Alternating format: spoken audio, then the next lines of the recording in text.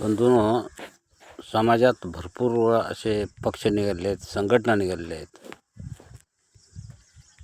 पण हे काही योग्य नाही. कारण का तर जो समाज, जो देश, जे घर, जे कुटुंब संघटित आहे ते सुरक्षित आहे. तुम्ही बघा, तुम्ही कुणाला पण दगड मारू शकता, पण मधमाशीला दगड मारू शकत नाही.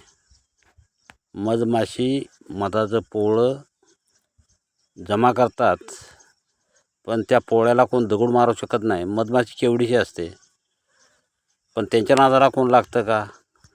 नाही लागत. कारण का तर त्या संघटित आहेत. म्हणून आपण देखील संघटित राहिलं पाहिजे. त्याशिवाय देशाचा, समाजाचा, आपल्या कुटुंबाचा देखील विकास नाही, प्रगती नाही. हे सगळ्यांनी समजून घेतलं पाहिजे.